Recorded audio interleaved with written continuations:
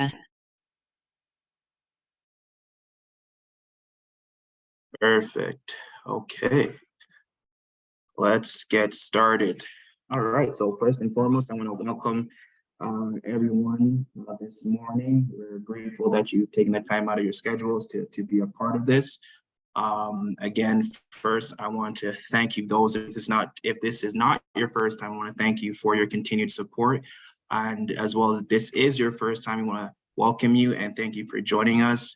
We just want to reiterate that the reason why we do have these monthly discussions or presentations is because in some areas we want to start, and on other areas we want to continue to bring awareness of disabilities in the workplace. So we want to thank you again for joining us today. Okay, so let us begin. So for this month, our topic is from awareness to action, empowering visible and invisible disabilities. So the outline of this is going to be, first, we're going to give a quick overview of about Goodwill. We'll touch a little bit on the Employer Inclusion Accelerator Program, the EIA program.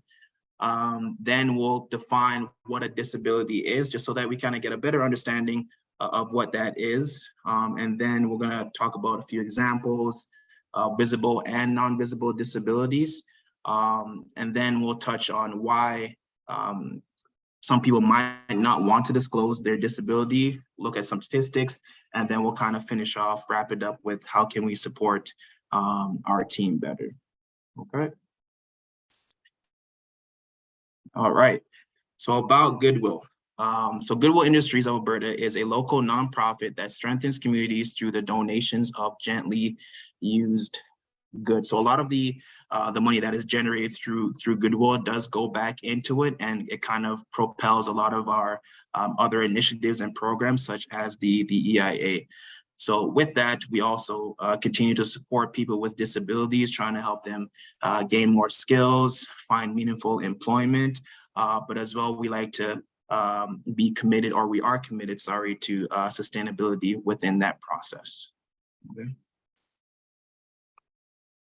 So the EIA, or the Employer Inclusion Accelerator Program, so the Goodwill's Employer Inclusion Accelerator Program has the goal of helping and educating employers to be more inclusive at their workplace. So again, the original goal or mandate of Goodwill was, again, just to support those with disabilities, but now in reverse, we're looking to support the employers. It's almost along the lines of, I'm sure many of you've heard the quote or the saying that if a person is hungry, if you give them a fish, they'll eat for a day. But if you teach them how to fish, then they'll eat for a lifetime. And essentially that's what we're trying to do. We're trying to create is, again, trying to educate the employer so that they're able to go back to their organization and, again, relay all the resources and practices and systems so that, again, we're able to reach the masses at a much quicker rate. Okay, so some of the services that we do provide for EIA is we do policy review and optimizations. We do hiring support. We can, again, try to make those job postings that you might have more inclusive. We can kind of tweak some of the interview questions that you might have, or the process, the way that you go about doing that. We coach the employers, but as well as we do community engagement, and then we do our best to try and connect you, with as much relevant resources as possible. Okay, so we want to make sure that those that we work with and partner with, that you are well versed and that you are very much supported. Okay, so now let's get right into it. So what is a disability?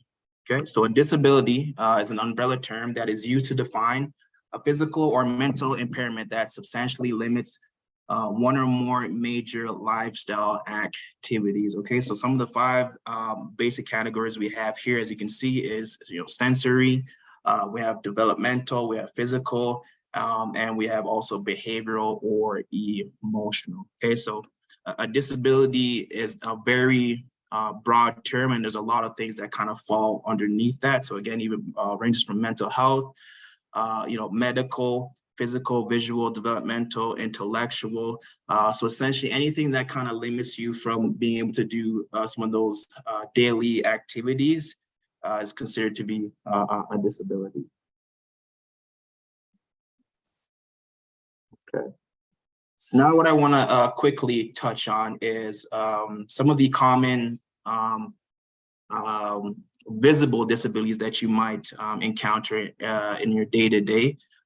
So the first one, let's define what a visible disability is. And essentially a visible disability is something that you're able to notice, by the naked eye. Pretty plain and simple, right? You see the person, you think, okay, they might, possibly have a disability. Now, some of these are outlined by various characteristics, such as possible facial features, or they might be using some kind of accommodation to help them do something, right? So let's say if someone might have a spinal cord injury, you possibly might see them using a wheelchair, okay? So the first one that we'll touch on is cerebral palsy. So cerebral palsy is a group of disorders that affect movement and muscle tone or posture. So for them, it's very difficult for them to move because there's such a reduced range of motion in a lot of their joints. So the effects of cerebral palsy does vary greatly amongst whoever might have it. Some people with cerebral palsy can walk, while others might need some assistance, or as well, some people might have an intellectual disability, but others do not, okay? So it kind of does present itself differently with that range. Next, we have Down syndrome. So Down syndrome is a genetic condition where a person is born, with an extra copy of chromosome 21. So essentially all that means is instead of having 46, someone with Down syndrome has 47 chromosomes. So Down syndrome varies in severity among individuals, usually causing lifelong intellectual disability and developmental delays, unfortunately. But even though people with Down syndrome might act and look similar, each person has different abilities, okay? So some of the common physical features of Down syndrome may include a short neck, small ears, a tongue that tends to stick out of the mouth, small hands or feet, or poor muscle tone or loose joints. So next we have the spinal cord injury.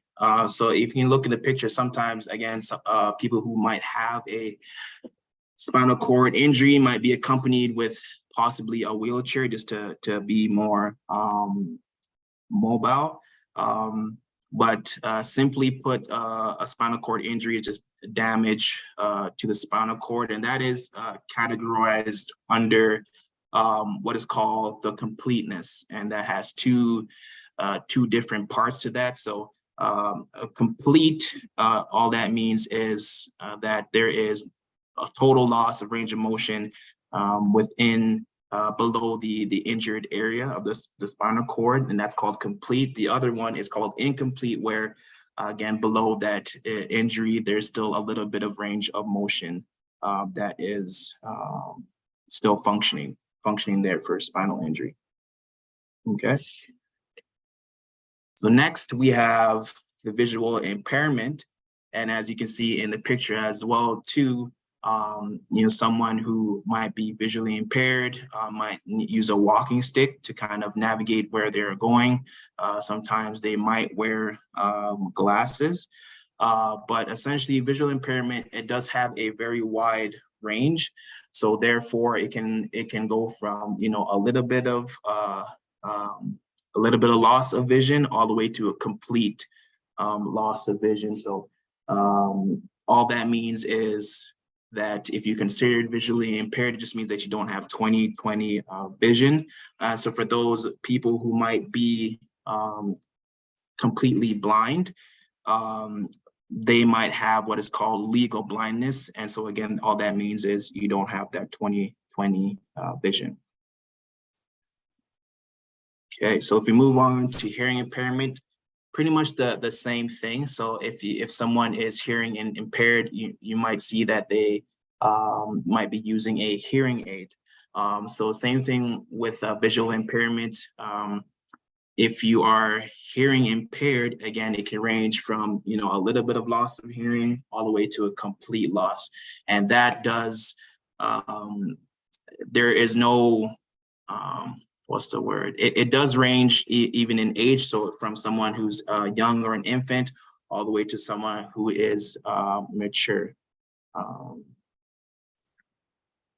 Okay, so now let's take a look at non-visible disabilities. All right.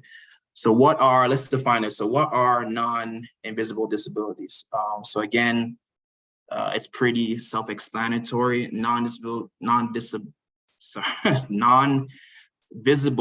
disabilities are those that you can't immediately notice right away. So we do have a few examples here. We have bipolar, we have diabetes, we have arthritis, dyslexia, autism. Okay, so non-visible disability is a physical, mental, neurological condition that is not visible from the outside, yet can limit or challenge a person's movements, senses, or even activities, right? So unfortunately, the very fact that these symptoms are invisible can lead to misunderstandings, false perceptions, or even sometimes judgments, right? So invisible disabilities can run the spectrum from learning disabilities, processing disorders, chronic pain, brain injuries, hearing or sight loss, or even digestive issues, among many others, and can affect how the individual may interact with the world in a range of different ways, okay? So even autism spectrum disorder, you know, depression, diabetes, and learning and thinking differences such as ADHD, and even dyslexia. So invisible disabilities can also include symptoms such as chronic pain, fatigue, and dizziness. So there's so many things that can fall again under non-visible disabilities. But again, keeping in mind of the original definition of a disability is something that kind of hinders your kind of everyday, day-to-day activities or life. Okay. So I'm actually going to put this question out there into the chat, or give you guys a few seconds to think or maybe answer or come up with one in your head. But why is it that someone might not want to disclose their disability? So I can give you guys 10 seconds. If you want to type it in the chat, you can go ahead and do so. But I just want you guys to think, why do you think someone might not want to disclose their disability? So let's give you a few seconds there.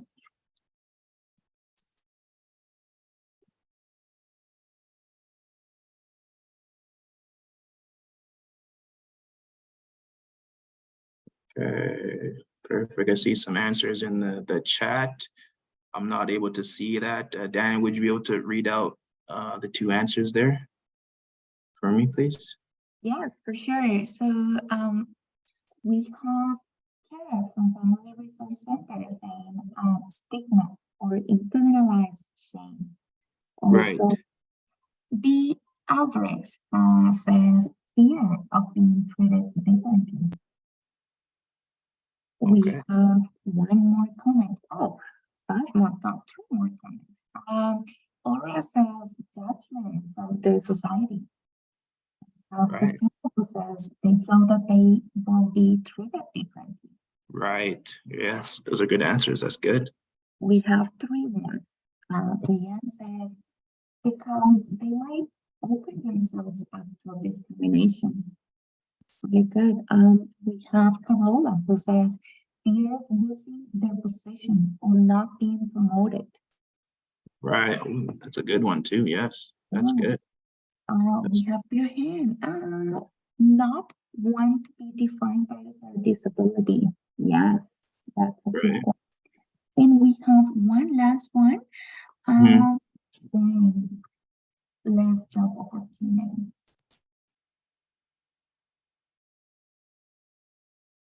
And those are all the messages we have right now. Awesome. Thank you. Thank you so much. Those are all really great answers. And I think the umbrella all those fall under is fear. Okay, fear is a huge thing. So again, some of you even mentioned that in your answers as well too. Fear of, we have discrimination, right? Fear of being singled out, being looked at as different. Someone mentioned that.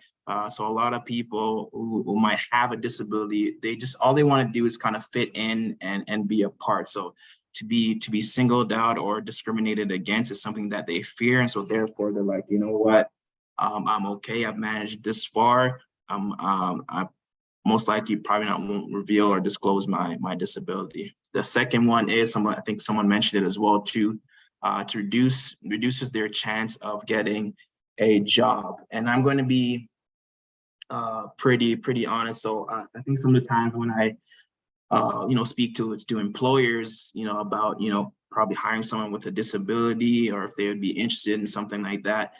There's a million things that kind of runs through their minds, right? They're thinking, okay, like, how much is this going to cost me? Like, what do I have to do? They just think there's so many changes that need to happen when essentially is, again, like a small change makes a big difference, right? So all of that kind of stems from a lack of knowledge, and therefore they kind of shy away from wanting to do that. But again, if we take the time, be proactive and kind of educate ourselves on it, then we can definitely reduce that. So, but again, that's another part under fear where people with disability might not want to disclose it because they feel like, hey, I might not get this job.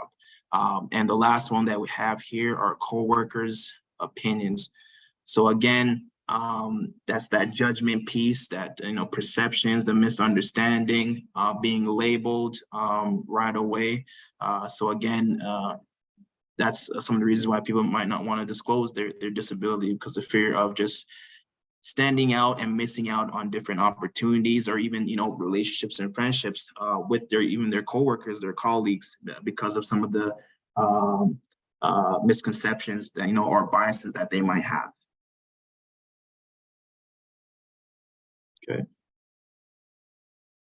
Okay, so we're just gonna look at some quick statistics. So did you know that 30% of people have a disability?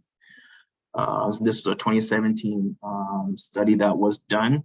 Of that 30, only 3.2% self-identify as having a disability to their employers. So again, kind of going back to the previous slide of the fear, right? They're unsure of how people are going to react, how they're going to be looked upon, what are the opinions that they might have. So that's 3.2%, okay, self-identifying as having a disability to their employers.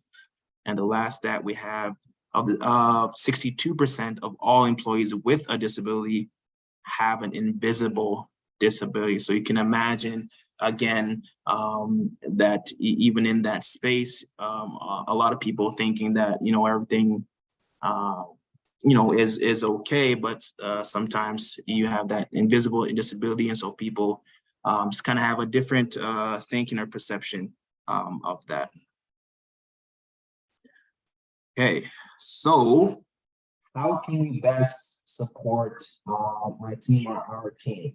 So the number one thing that you can do, again, is educate yourself and your team. So again, for things to change, for things to progress, the change has to start with yourself, right? Educate yourself, be proactive, ask questions, do your research, and once you're able to attain that information, bring others along with that on that journey with you. Make sure that again you're giving them the resources so that everybody is on the same playing field. Okay. Next one, again, trying to create an inclusive environment. And that's pretty wide ranging as well. So that goes for, you know, trying to making your facility or where it is more accessible, right? Someone who might be in a wheelchair, making sure that there's a push button to access the washroom or the doors. There's so many different things that you can do to create an inclusive environment.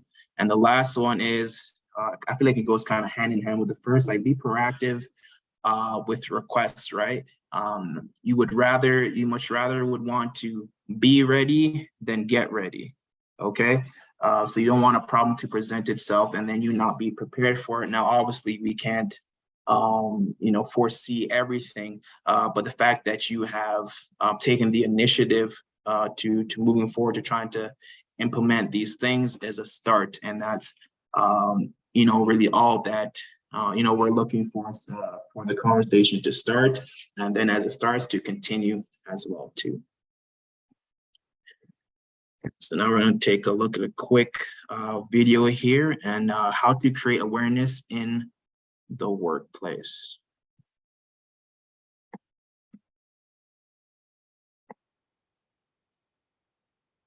Okay. All around the world, gap. In most countries, the unemployment rate for people with disabilities is twice that of people without disabilities. Often, it's as high as 80%. There are over 1 billion people in the world living with a disability. To have 80% of us unemployed, that's so much untapped potential.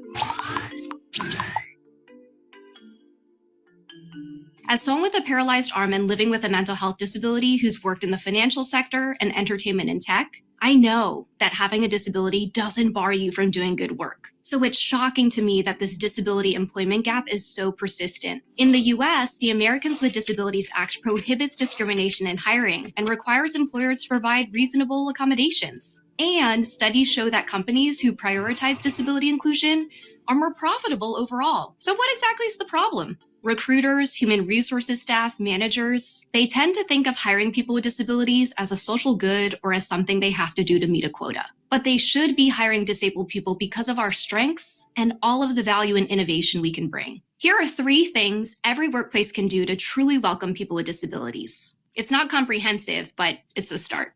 First, stop making assumptions. Our culture tends to treat disability as a medical diagnosis, a tragedy, or a charity case. And all of these things are rooted in pity. They prevent us from being seen as peers and equals. These assumptions lead to a lot of avoidance. People tend to not ask us about our lives and hobbies outside of work, or don't invite us to company social outings. There's so much fear about saying the wrong thing that instead people say nothing at all. They treat disabled people like we're invisible, when all we want is to be seen and heard and accepted like anyone else. These assumptions also make people jump to conclusions about what we can and can't do without even asking. For me, assuming I can't type because I can't use one of my arms, or assuming a blind person can't be an engineer, when to succeed at work, you need to have people who see your full potential, because without that, nobody wins. So please, take the time to get to know us, invite us to things, ask us the same kind of questions you would of any colleague. What drew you to this work? What are your goals? What do you hope to do from here? And listen to our answers, but also respect our boundaries.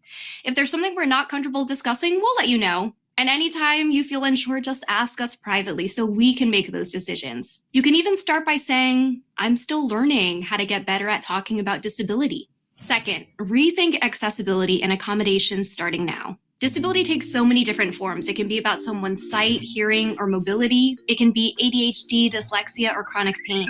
About 62% of employees with disabilities have ones that are not apparent. So even if you don't think there are people with disabilities in your organization, there probably are. And that's why I strongly recommend that workplaces create spaces with disability and accessibility in mind. That way, you're paving the way for future employees, clients, and customers who might benefit from accommodations too. At one of my first jobs at an investment bank, the company did something cool. Within a month of starting, I and all other new hires got an ergonomic assessment of our workstations. They actually had a person thinking about my access needs in multiple ways, like getting a footrest and keyboard wrist pad, which a lot of colleagues got, to asking if I might benefit from speech-to-text technology because I type with one hand. I've always tried to find these little hacks to make my work environment more comfortable, but the fact that this person offered so many options proactively, it made me feel so welcome without making me feel like my needs were special.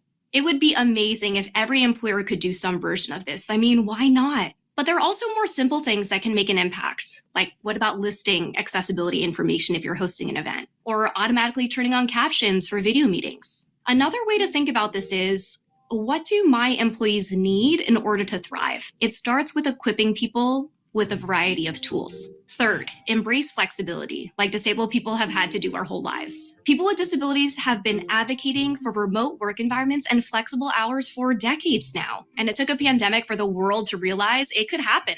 All of a sudden, this thing that seems so wild has become commonplace. And this isn't the first time I can think of when an accommodation for people with disabilities ended up improving life for society at large. Audiobooks, curb cuts, closed captioning, even electric toothbrushes. Disability is so often the root of innovation. So as we get back to the office, let's remember that all of us can thrive with flexibility. For people with disabilities, let's provide the option to work remotely at the hours when we can be the most productive from wherever works best. I mean, some of us do great working from our bed. And really, let's hold on to the openness that we can work around everyone's needs. Let's keep finding ways to embrace flexibility as part of our company's culture. We know that companies need to work harder on hiring us, retaining us, promoting us, paying us fairly, and amplifying our efforts. To do that, we need to stop making assumptions, rethink accessibility, and embrace flexibility. That is what will help close the disability employment gap.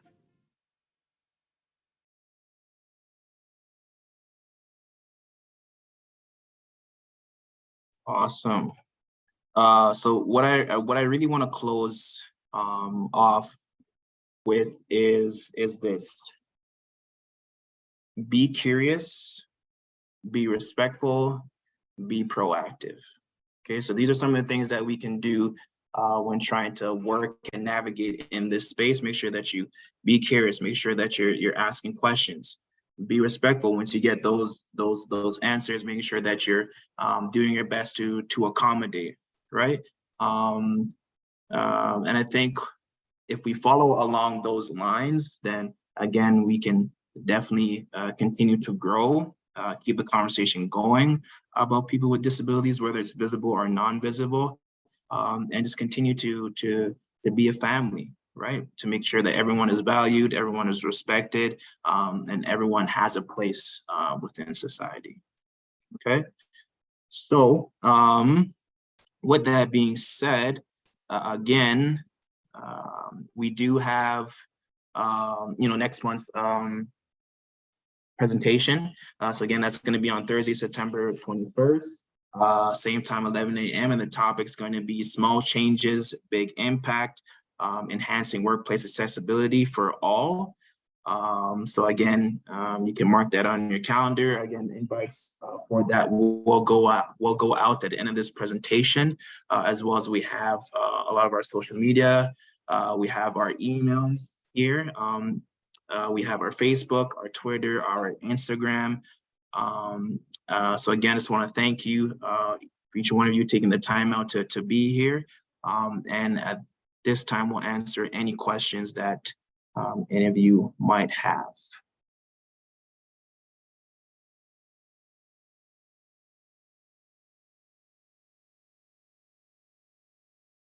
And if you don't, that's fine as well.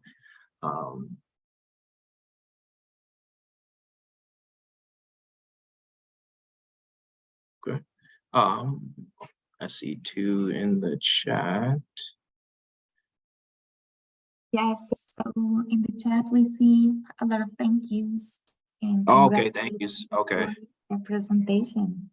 Okay, that's awesome. Sorry, I couldn't see the chat, so I wasn't sure what was being said. But again, we definitely do appreciate you for taking the time out of your busy schedules to be here, for joining us, just to be a part of just the growth as well. So again, thank you so much, and hope that everyone has a great rest of their day. All right, take care.